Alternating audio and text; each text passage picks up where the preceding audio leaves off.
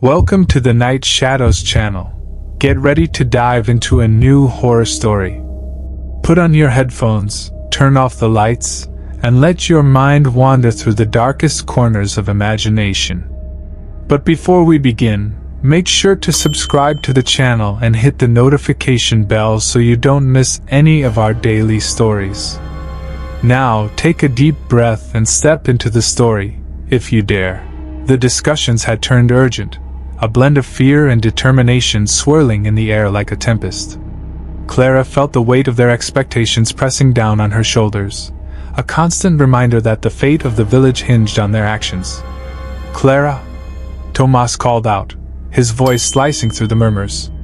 He stood at the center of a small group, his brow furrowed in concentration.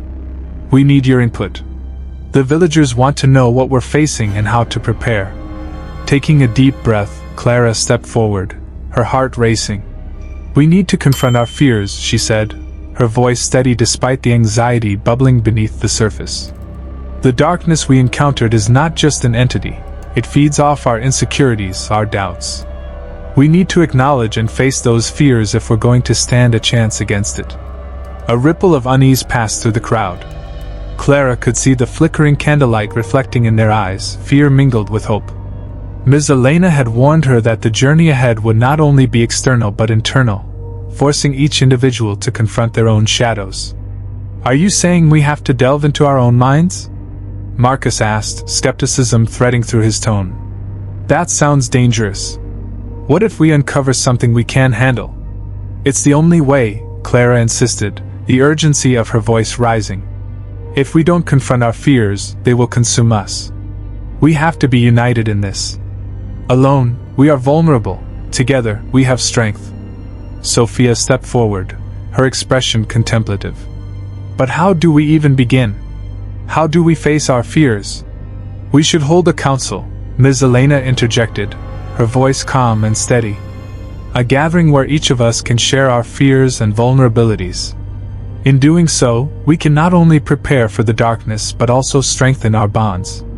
Clara felt a surge of relief wash over her. "Yes, that's a good idea.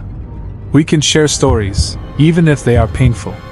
The more we expose ourselves, the less power the darkness will have over us." As the villagers agreed, Clara's heart raced. They were about to embark on a path of vulnerability, one that would lay bare their innermost fears. She could already feel the uncertainty gnawing at her, but she was determined to lead by example.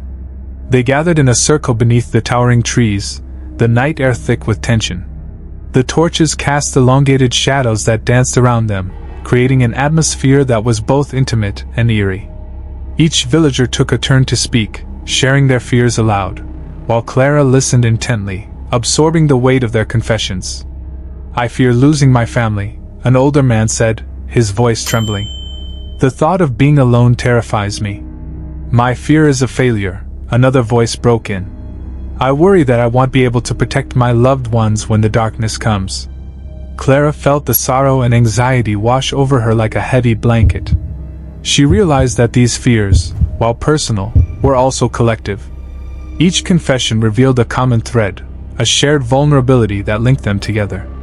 When it was finally Clara's turn, she hesitated, her heart pounding in her chest. "I fear not being enough," she admitted, her voice barely above a whisper. "I worry that I will let everyone down, that I won't be able to face the darkness or protect my friends." A stillness enveloped the circle, the air thick with understanding. Clara's admission resonated deeply with her friends, and she could see their own struggles mirrored in her words.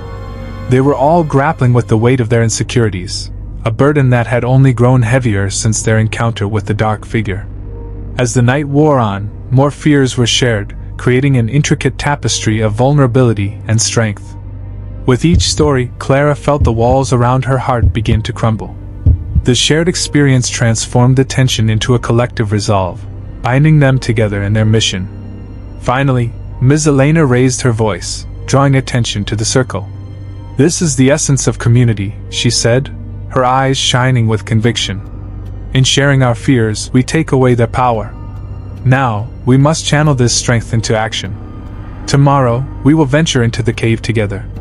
We will confront the darkness head-on, The villagers nodded, a renewed sense of determination igniting within them. Clara felt the weight of fear still lingering, but it was now tempered by a fierce sense of solidarity. They would face whatever awaited them together. As the council dispersed, Clara found herself lingering at the edge of the gathering, lost in thought. She couldn't shake the feeling that the darkness was already moving, creeping closer in the shadows, gathering strength. She needed to be prepared, not just for the external battle but for the internal one that awaited her. That night, Clara lay in her bed, her mind racing with thoughts of the confrontation to come. The shadows in her room seemed to shift and pulse, reflecting her swirling fears. She closed her eyes, trying to envision the outcome of their upcoming fight, but all she could see were the faces of her friends, a collective determination echoing in her heart. And as sleep finally took her, she couldn't shake the feeling that the darkness was watching, waiting for the perfect moment to strike. Tomorrow would bring challenges unlike any they had faced before, and Clara knew that it would take everything they had to confront the shadows of their past and the darkness that threatened their future.